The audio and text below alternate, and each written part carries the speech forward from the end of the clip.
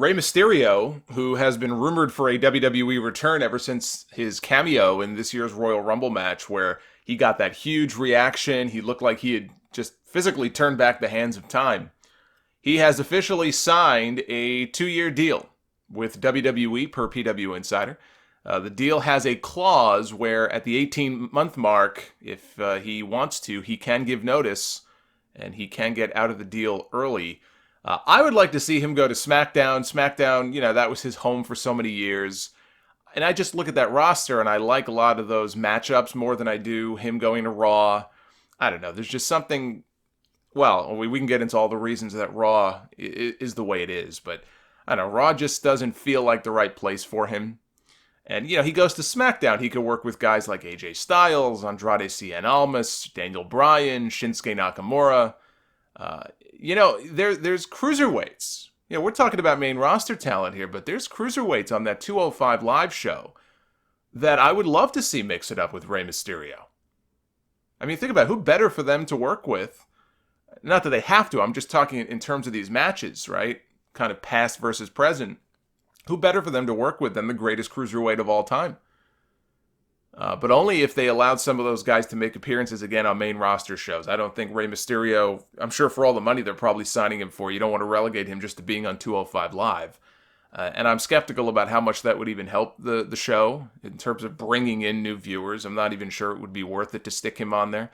It would kind of be like putting Christian on ECW back in the day. They had this whole big storyline supposedly lined up for him to come back at the Royal Rumble that year. I think it might have been '09. And then word leaked. Remember that? And so Vince McMahon made the decision to put him on ECW instead. And I guess for some of the guys he worked with, he was working with Swagger, he was working with Ezekiel Jackson. I'm sure for them it was a positive to get to work with somebody like Christian. I don't know that it did a whole lot of good for Christian's career. But, I mentioned the whole thing of if you're going to do that, though, the cruiserweights would have to start making more appearances on the main roster shows and not the other way around, with Ray being on 205 Live. And Kurt Angle actually pitched a great idea during a Facebook Q&A that he did the other day, and he mentioned Ray actually by name. Somebody asked him if he thinks the WWE should integrate 205 Live talent more into the main roster, which they had been doing for a while. The problem is that nobody gave a shit. Right? When they were on Raw, it was just a bunch of random cruiserweight matches, and because people weren't following along with the storylines on 205 Live, and also maybe they just didn't care. Sometimes it was the positioning. It would be late in the show, in the third hour, and who could possibly care at that point? So anyway, it didn't work, and so they stopped putting them on Raw, or maybe they just felt like 205 Live had already been firmly established. We don't need to put them on Raw anymore, and they vanished. And we haven't seen cruiserweights on Raw until now with these new managers. We haven't seen them on Raw since. So anyway, this person asked Kurt during the Facebook Q&A this question. And his idea was that WWE should highlight one cruiserweight each month. So every month, you'd have a different star from the 205 Live roster appearing on Raw and SmackDown.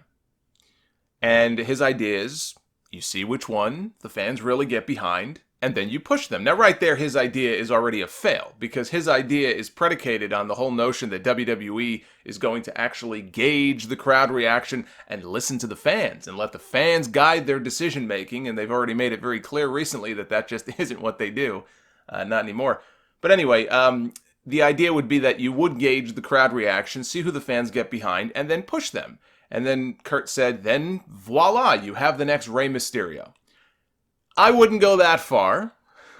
Rey Mysterio, you can't make guys like him in a factory and just churn them out. I don't really think it works that easily. But his basic idea, I think, is actually a very good one. Now, I've sung the praises of someone like Mustafa Ali on this podcast before. This guy was turned down by WWE 5 years ago when he first tried out. They turned him down. They said that he wasn't what they were looking for. And I would love if somebody could even maybe look this up, because I didn't, but I would love to know if he was turned down from the same class that Ricochet was turned down from. Because if you remember Ricochet's story, he had a tryout a few years ago with WWE, and it wasn't that he disappointed people, but they turned him down. Triple H turned him down by saying, we have enough people who basically look like you and wrestle like you, or who were small like you. We've kind of reached our small guy quota, and they actually, this is a company that turned down Ricochet. I would love to know if that was the same year they turned down Mustafa Ali. This would have been 2013. But anyway, so he comes back from that, right? He ends up in the Cruiserweight Classic. I didn't know anything about this guy.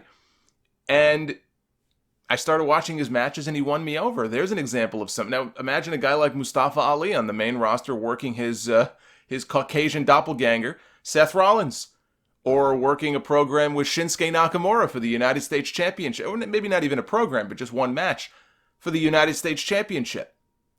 Or wrestling Jeff Hardy, or Finn Balor, Almas, Bryan, and yes, Rey Mysterio. There is not a doubt in my mind that that guy would get over huge, and you could say the same thing for somebody like a Buddy Murphy. So I think Kurt's idea is a great idea, but like I said, it's predicated on the notion that WWE is going to do this and kind of put their ear to the door and listen and gauge the crowd reaction and go with whoever the fans appear to be into.